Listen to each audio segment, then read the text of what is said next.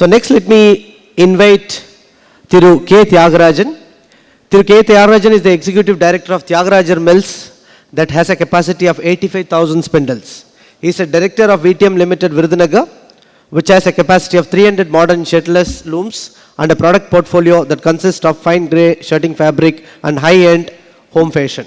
He serves as a committee of administration member in TexProSil, the Cotton Textile Export Promotion Council of Mumbai, and is keenly working on mentoring potential entrepreneurs. So may I kindly request Mr. K. Thiagarajan with a big round of applause to deliver his inaugural address, please. The CEO of the ICT Academy of Tamil Nadu, Mr. Shivakumar, my friend and well-wisher Bharatanna, the huge crowd of students, both boys and girls, who have come from various engineering colleges down south, the professors who have come along with them, and potential entrepreneurs, a very good morning to all of you. I would like to thank Mr. Shivakumar and the ICT Academy for giving me this opportunity to share my thoughts on entrepreneurship. When I was given the invitation, they said that I need to speak for around 20 to 25 minutes on a particular topic. The future is now here, a journey to the new world. That was also given to me. So if a topic is not given, it's very easy to talk. But when a topic is given, it's even more challenging because the comments or remarks that you make have to be well researched. So I put my thoughts on a PowerPoint presentation so that it will be useful to share that on this platform. எப்பயுமே வேல்டிக்டரி ஃபங்க்ஷன்லையும் ஒரு inaugural ஃபங்க்ஷனில் second ஸ்பீக்கராக பேசுகிறதுங்கிறது it's always has its disadvantages. நம்ம என்ன நினச்சிட்டு வரோமோ ஏற்கனவே எல்லோரும் பேசி முடிச்சிருப்பாங்க. அந்த விதத்தில் பரத் நான் வந்து almost 70% of what I had thought he's already spoke. And I've been to many such summits. நான் அந்த ஸ்டேஜில் நின்று பேசினதோடு அங்கே உட்காந்து பல பேர் பேசுகிறத கேட்டது தான் நிறையா தேவை அந்த சான்ஸ் கிடச்சிருக்கு. So I know how it feels. என்னடா சொன்னதே திருப்பி சொல்லிகிட்டு இருக்காங்களே, எப்போ தான் லஞ்ச் பிரேக் வரும் அப்படின்னு நீங்கள் எல்லாம் நினச்சிட்டு இருப்பீங்க. அது தப்பே இல்லை. இல்லை tea break, first tea break வரணும். ஸோ நான் நிறைய ஈவெண்ட்டுக்கு போயிருக்கேன். இந்த மாதிரி ஹோல் டே ஈவெண்ட்ஸில் unfortunately it is a disadvantage. ஏன்னா வரக்கூடிய ஸ்பீக்கர்ஸ் வந்து முன்னாடி என்ன பேசுவாங்க, எனக்கு முன்னாடி யார் என்ன பேசுவாங்க, எனக்கு பின்னாடி வரவங்க யார் என்ன பேசுவாங்கன்னு ஒன்றுமே சொல்ல முடியாது. ஸோ ஸ்பீக்கர்ஸுக்கும் இட் இஸ் அ சேலஞ்ச், நீங்கள் உட்காந்து கேட்குறவங்களுக்கும் it is a challenge. I can very well understand. But one saving grace is I put across a lot of examples. So that will bring some life into my presentation, நான் நினைக்கிறேன். So we'll go into this topic. So I'll start with my little tribute to the former president. He says, "Look at the sky. We are not alone. The whole universe is friendly to us and conspires only to give the best to those who dream and work."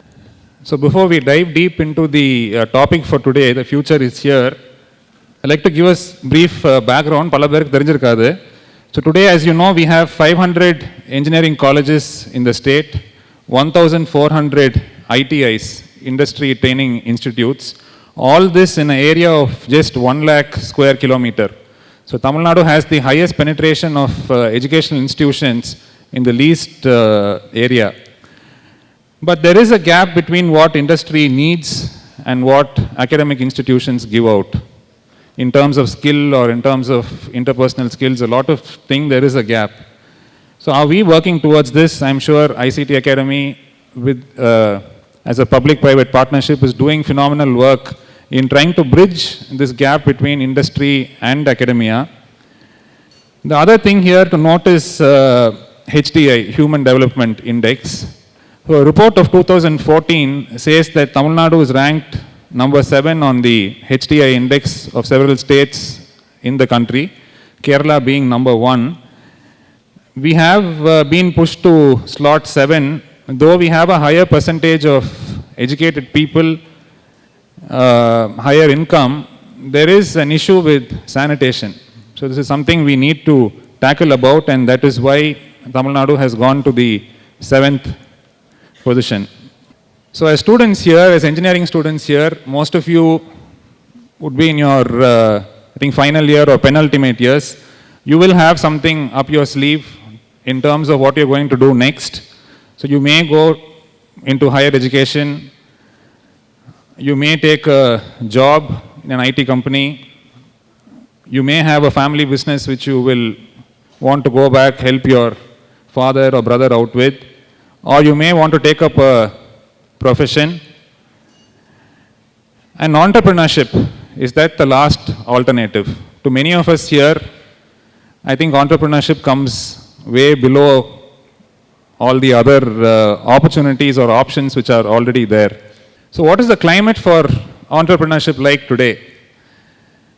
28% of the population of the country, 1.8 billion, are in the age group of 10 to 24, which gives India a very large demographic advantage compared to other nations. Countries like Japan have a very aging population. And with the one-child policy in countries like China, one grown-up adult or one grown-up child has to support 4 grandparents. So we don't have such disadvantages in our country. So what does this demographic dividend actually imply? It says the country's work age population is larger than the population that is dependent. So that is the number of youngsters that we have. And India is no more being seen as a third world nation. We are part of the BRICS, Brazil, Russia, India, China. And we are also driving the path to become an economic superpower very soon. And that has been one of the goals of the past president as well. India in 2020 was his vision. So in this climate, how many of you would choose entrepreneurship as a career opportunity? So fresh graduates wanting to become employment givers rather than employment seekers, the trend is slowly changing. And why become an entrepreneur? I think a lot of you would still have that question of what is the reason behind that. It is always a war between need and want, whether you need to become an entrepreneur or want to become an entrepreneur. And it is again the battle between purpose and belief. So this is something that you will need to answer for yourself, contemplate, and try to understand what you want out of it. So entrepreneurship, as you all know, is a French word. It's actually supposed to be pronounced as entrepreneurship and not entrepreneur or entrepreneur.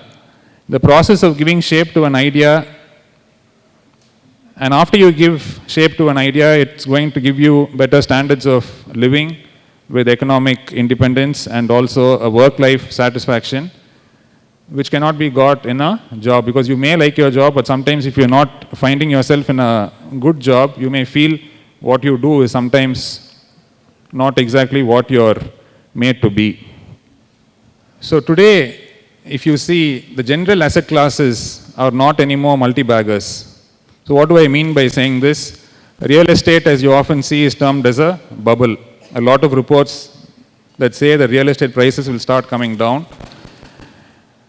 Liquid cash is losing its value due to high inflation and the buying power. Gold, as you all know, has crashed in the last few days, and that has led to a gold rush where people are starting to go and accumulate gold now. Oil of price has fallen to $53 a barrel, which was more than $100 a few months ago, and oil is no longer the black gold. So today, idea is actually considered an investment, and that is why we have so many angel investors or venture capitalists who are chasing after ideas to go and invest. And we believe that these ideas, when they take shape, will give the investor much bigger returns than these asset classes. So look at idea as an investment. As what Mr. Bharat just said, I'm using the same example with a pictorial representation here, which can make it more useful to you. Compare the journey of a startup with a butterfly life cycle. So first, the egg stage. The idea is laid after conception and many thought processes. Next comes the caterpillar stage, where the idea tries to take a proper shape after incubation, the time of coming out from the comfort zone, facing the external factors which may or may not be conducive. So if the caterpillar stage itself, if a lot of you think, or if you have mind blocks, where you think you will not be able to come out, then there is a disruption there itself. You need to somehow come off, out of that egg. And next you go to the pupa stage. So this is the stage in which the butterfly is encased in a chrysalis, which we all would have learned in a biology class. It undergoes a lot of metamorphosis. Ideas may reinvent, evolve, or undergo catalysis. To reach this stage, it needs food and other support systems. So when you compare this pupa stage with entrepreneurship, you will basically be needing seed capital, human resource, and also market penetration, which will be enablers to this stage. And last comes the beautiful butterfly. So if the butterfly has to come out, there are so much of biological stages that it has to go through. And I've just compared this with the idea of a new enterprise taking shape and coming out. So the challenge is actually converting an idea into a business model and creating value out of it. While I was just coming here, I was reading the business line, and I think all of you should start reading business line because it gives a lot of information on entrepreneurship. A lot of write-ups about new startups are coming up. So it has something called the 3 I's. The first I is to innovate, the second I is to implement, and the third I is to impact. So there's where the 3 I's in today's business line on one particular entrepreneur story. And this is exactly what we call the butterfly stage. If you want to put it in terms of entrepreneurship, you can call it nurturing, piloting, proliferating, and propagating.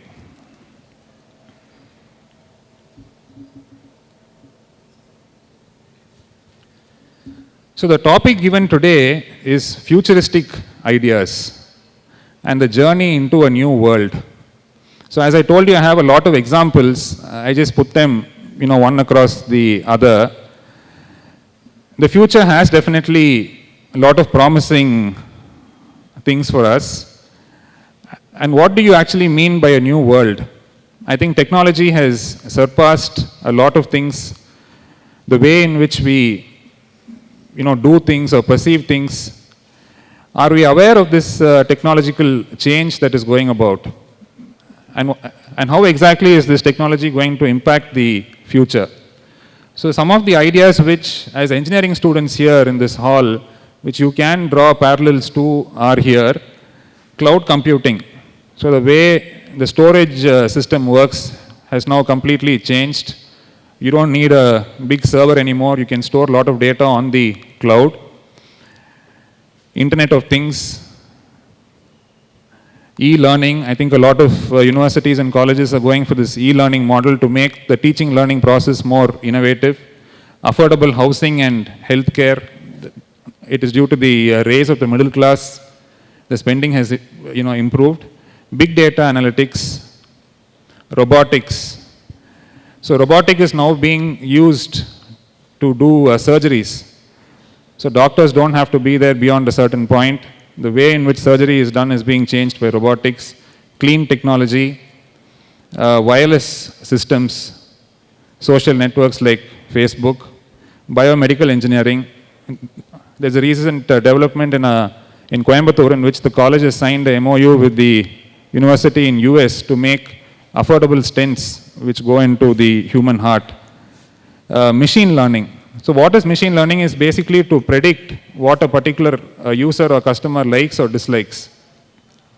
E-governance. I think with Digital India coming soon, a lot of the governance things is going to be changed to e-governance platforms. Organic farming, IT and IT-enabled services. So what can be done more innovative in these IT and IT-enabled services is to have more IPRs or to have more patents from within our own country and to focus more on products rather than just mere services.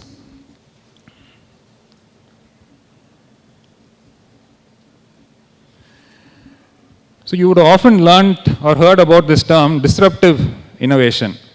Innovation has many facets and one such thing is disruptive innovation. And Google has now come up with these driverless cars. So today we may think that this idea is a little overwhelming. It is a little far-fetched. Would this actually take shape and come out. But it may, I think, in another 5-6 years' time, we will have driverless cars and we will all be surprised. And you and me may think that in 2015 we thought that this was a very far dream, and today this is being achieved.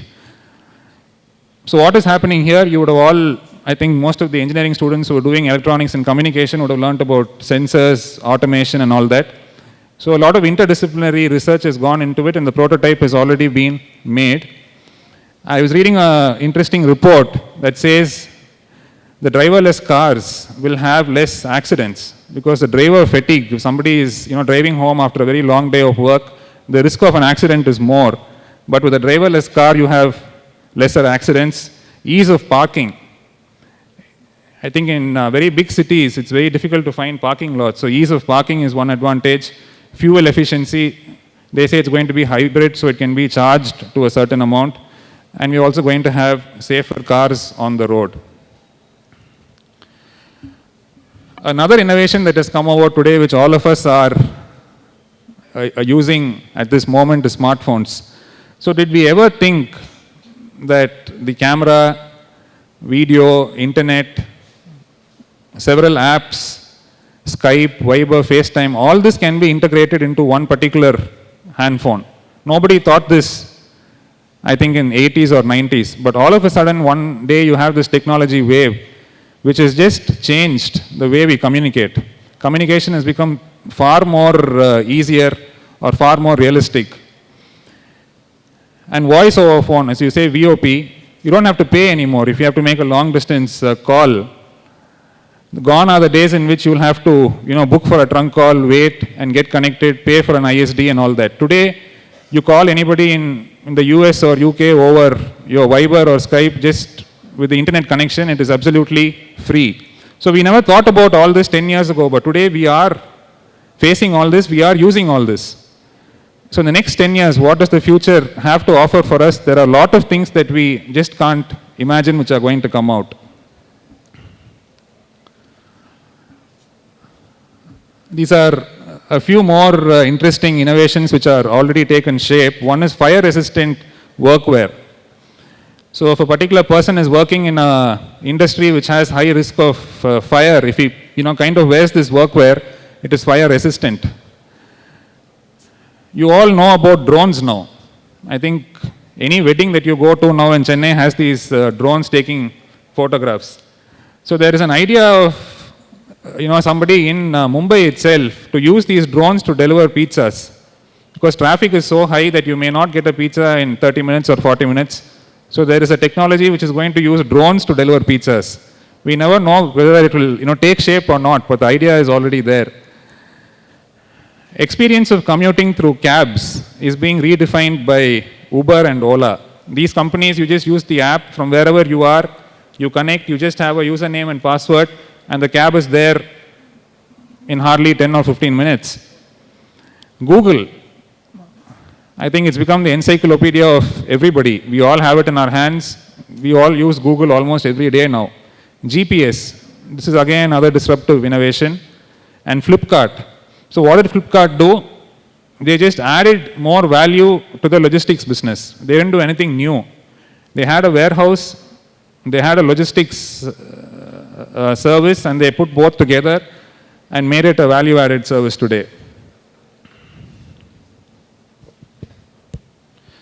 I have a video here, which you can play with volume if you can. Imagine if we could combine can you just pause it for a minute? Extreme sports with Just pause it for a minute. into one experiment. Yeah, so when I was giving you these real-time examples of disruptive innovation, I'm just sharing a video here, a very short video which was shared on WhatsApp.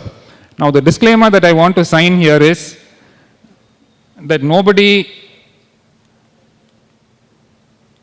should go and try out this very gymnastic exercise. Please do not try it at all. I signed the disclaimer for that, and if something happens, I'm not going to be responsible.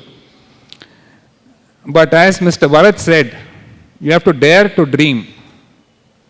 And your dream has to be big. So this is just one example in which somebody has dared to dream big. And this is a bungee jumper who has jumped from several feet of height. without any anchor, without any support. And the exercise is working on the principle of electromagnetic induction, or electromagnetism rather.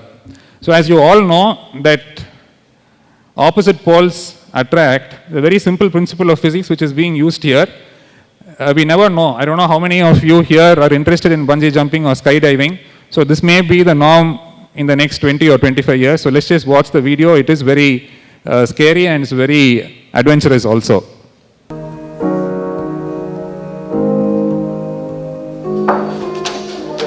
Goedemorgen.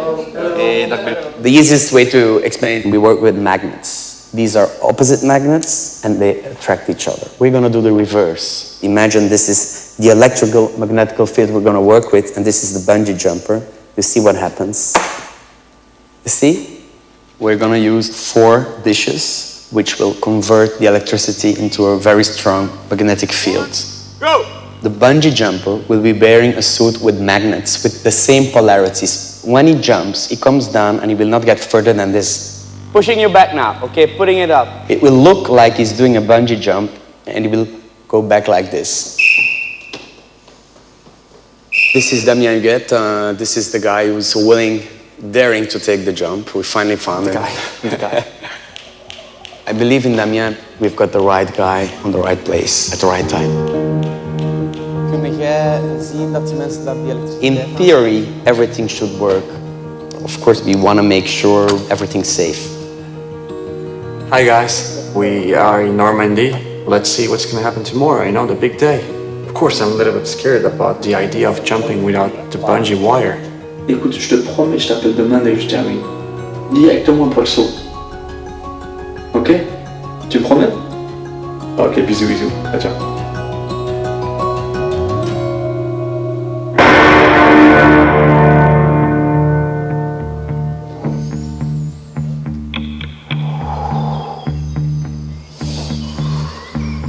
Damien ready? Damien is ready. Okay, let's do it, guys. 5, 4, 3, 2, 1, jump.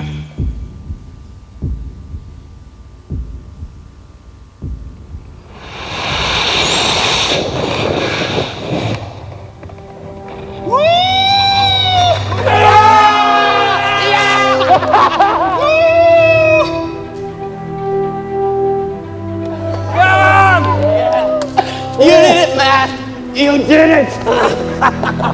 I can just say that it's one of the greatest feelings in the world, you know? Just in a second, when I rebound, I said, yeah, that's it.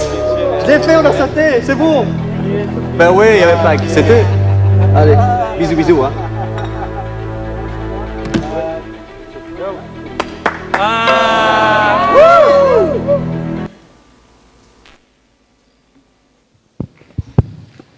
So that was just one of the disruptive technologies which are going on. Another example here is, you know, companies that are doing new products or new things, but there is a lot of strategy involved with innovation also. So as you all know, there was a large merger and acquisition deal which happened recently in the IT side. So Facebook acquired WhatsApp for $22 billion. So there's a lot of perception around that Facebook paid too much for this acquisition and WhatsApp was not really worth so much of money. But what is the reality? So Facebook paid on an average $55 per WhatsApp user, and WhatsApp had a total of 400 million active users. After the merger between WhatsApp and Facebook, 1/3 of WhatsApp's users migrated and got a login and password for Facebook. So this ensured that Facebook got a lot more users, and this was considered one of the biggest M&As recently. So this is again, you know, strategy combined with innovation. So what may be the drivers of entrepreneurship today? Entrepreneurship can be brought into the mainstream of academics. Since we have a choice-based credit system, a lot of colleges can actually take up entrepreneurship as a 1-credit course and bring it into a BE degree. Another thing that is being talked about is having a separate trading platform like the stock exchange for startups to give a level playing field. Tax break in the initial years of beginning a company, moratorium on loans, a knowledge on business environment. So this can be done by TBIs which are being set up in institutes now to give the student some sort of a knowledge, information system on what is happening, what are the opportunities available, because I think market information and business knowledge is very important. And stipend for skilling and reskilling. So that can also be done to a big extent in which we can bring down the skill gap. And also we have a lot of native angel investors who are going after big ideas, and finance on knowledge on finance and wiser marketing. So Madurai being a tier 2 city, I'm not sure how many of you would have heard about the native angel network. Mr. Thiagarajan is also here. So they are trying to do a lot of work in terms of building entrepreneurship in colleges in tier 2 and tier 3 cities. I'm sure ICT Academy is also doing a lot of work in cities like Madurai and around. The Mudra banks which are going to be set up have a lot of funding opportunities here. And double taxation avoidance for products which can be sold to the US. If there is a DTA, that can also be a big enabler of entrepreneurship. I wanted to use this Thirukural. So you have an idea, you've given shape to an idea, you have disruptive ideas, you give shape to those ideas, you have initial funding. In these kind of platforms, there's a lot of talk about successful ventures, successful entrepreneurs. But how many people actually fail after going into entrepreneurship? There are so many factors which can be coupled with that, but you can't actually debate and discuss everything. You need to take a plunge, and as Mr. Bharat said, அந்த கடல்ல போனதுக்கு அப்புறம் தான் கப்பலுக்கு என்னென்ன அந்த மாலுமிக்கு வந்து என்னென்ன தடங்கள் வருதுன்னு தெரியும். ஸோ நம்ம அந்த கடலுக்குள்ளே போகாமே இருந்தால் நம்மளுக்கு அது பயனற்று போகும். ஆனால் கடலுக்கு போனதுக்கப்புறம் we have so many challenges that we have to face. So one of the key advantages or one of the key ingredients for a successful enterprise to sustain and grow, I think, is to have a good amount of financial knowledge, to know what exactly the risks you are taking, what is the cover of your risks, what is the rewards that you will be getting out of those risks. So there is one particular Thirukural which I myself like very much because of the metaphor used there. நிலையாமை என்கிற அதிகாரத்தில் 332வது குறள், கூத்தாட்டு அவைக்குலா தற்றே பெருஞ்செல்வம் போக்கும் அது விழிந்தற்று. The meaning of this Thirukural is, கூத்தாட்டு Ghulam அப்படின்னா ஒரு cinema theatre. So Thiruvalluvar இருந்த காலத்திலே சினிமாவுடைய கான்செப்ட் இருந்திருக்கு. தட் ஷோஸ் ஹவு ஒரு முன்னோக்கோட தமிழர் சமுதாயம் இருந்திருக்குன்னு அதை காமிக்குது. So koothattu is nothing but cinema theatre. அவை குலாத்தற்றே பெருஞ்செல்வம் போக்கும் அது விழிந்தற்று. இப்போ இதை நீங்கள் வந்து ரொம்ப ஈஸியாக அண்டர்ஸ்டாண்ட் பண்ணிக்கணும்னா, நீங்கள் ஒரு சினிமாவுக்கு வந்து 5 மணி ஷோக்கு போகிறீங்க. அதில் சில பேர் 4:30 மணிக்கு போவாங்க, சில பேர் 4:40 போவாங்க, சில பேர் 4:50 போவாங்க, சில பேர் 5 மணிக்கு போவாங்க, சில பேர் 5:15 கூட போவாங்க, இல்லை சில பேர் வந்து இன்டர்வல் விடுறதுக்கு 5 நிமிஷம் முன்னாடி கூட வருவாங்க. அப்படி இருக்கும் பொழுது உங்களுக்கு 8 மணிக்கு ஷோ முடிஞ்சிருது. முடிஞ்சதுக்கப்புறம் இந்த 4:30 மணிக்கு வந்தான் பாருங்க ஒரு ஆள், அவன் சொல்லுவான், அந்த மாதிரி நான் 4:30 மணிக்கு வந்தேன், ஆனால் நான் தான் ஃபஸ்ட்டு சினிமா தியேட்டரை விட்டு வெளியில் போவேன் அப்படின்னு சொல்ல முடியுமா? சொல்ல முடியாது. Everybody gets out together. ஆனால் உள்ளே வரும்போது ஒன்றொன்னா வந்து உட்காடுறோம். பட் அந்த லாஸ்ட் சீன் முடிஞ்சதுக்கப்புறம் when they pull the curtains down, everybody uniformly gets up and uses the exit to go to their homes. Nobody says, I came first, I leave first, I came last, I leave last. So செல்வம் வந்து வரும் பொழுதும் அப்படி ஒன்றொன்னா வரும். ஆனால் போகும் பொழுது நான் போகிறேன், நான் இப்போ போகிறேன், அப்போ போகிறேன்னு சொல்லிட்டு போகாது, எல்லாம் மொத்தமாக ஒரே நாளில் போயிடும். ஸோ அதுக்கு வந்து the foreground for any successful enterprise to sustain is to have proper financial knowledge and to use these systems like TBI or other venture capitalists or other forums to get enough knowledge on financial sustenance. So financial sustenance is the most important, and this is one kural which also talks about it. The next one is this. ஆகாறு அளவெட்டிதாயினும் கேடில்லை போகாறு அகலாக்கடை. ஆகாறு அளவெட்டிதாயினும் means உங்களுடைய profitability கம்மியானாலும் பரவாயில்ல, இல்லை உங்கள் டர்ன் ஓவர் கம்மியானாலும் பரவாயில்ல, but take care of your profitability. Again what about income and expenses? இதில் இன்னொரு விதத்துலையும் பார்க்கலாம். உங்களுடைய ப்ராஃபிட்டபிலிட்டி குறைஞ்சால் try to look at your turnover குறைஞ்சால் try to look at your profitability. This is what he talks about bottom line margins. This is another குறள். So just before I end, இங்கே எத்தனை பேர் வந்து பாகுபலி படம் ஏற்கனவே பார்த்துட்டீங்க? This is a very low number. I thought almost 80% of the audience would raise their hands. So if you have not seen it, please go and see it. How many of you remember seeing this particular picture? இதான் வந்து அந்த opening சீனில் அந்த படம் போட்டு ஒரு 10 நிமிஷத்தில் this is the scene that you see. So நம்ம எல்லாம் என்ன நினைக்கிறோம்? அந்த சைல்டுடைய பேரண்ட்ஸ் வந்து they somehow die. Ramya Krishnan வந்து அந்த குழந்தைய எடுத்துகிட்டு போகிறாங்க. அப்புறம் ஆறு வந்து பெரிய வெள்ளம் வரும் பொழுது அந்த 2 பேரும் அங்கே செத்து போகிறாங்கன்னு we think. அது முடிவுன்னு நினச்சிட்டு இருக்கோம். முடிவே வந்து ஃப்ரண்ட்டில் கொண்டு வந்து வச்சுட்டாங்க படத்தினுடைய ஆரம்பத்தில். அது வந்து it again shows the innovation, because you would have never thought an Indian cinema, Tamil or Telugu movie can be taken in these lines. It is a very grand movie. They spent so much and everybody thought it was a very, very grand movie, very large thinking and a very large concept. So there is a Bahubali in all of us. There is a Prabhas hiding in all of us here, and it is time for us to, and the Prabhasa வந்து தூங்கிட்டு இருக்க Prabhasa நீங்கள் எழுப்பி, தூங்கிட்டு இருக்க பாகுபலியை நீங்கள் எழுப்பி முன்னு கொண்டு வரணும். That is why I put this slide.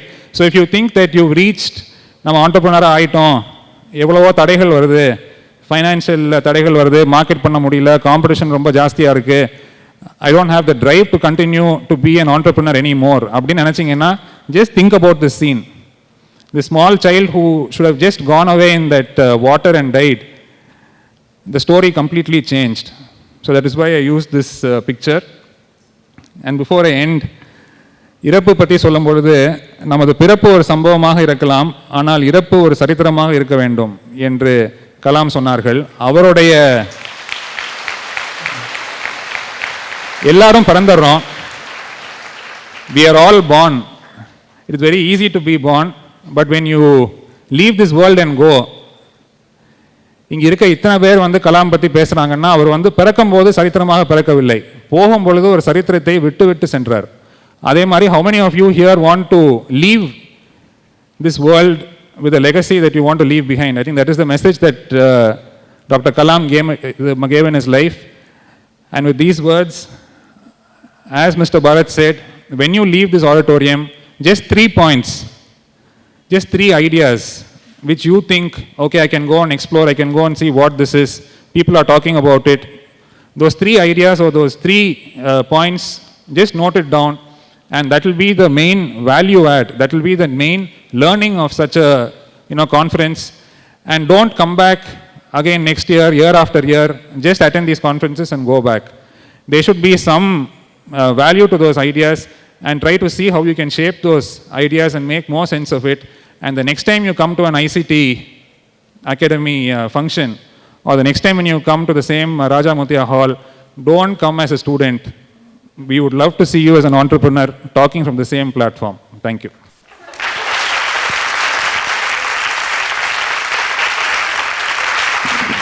Thank you very much, sir, for those inspiring thoughts.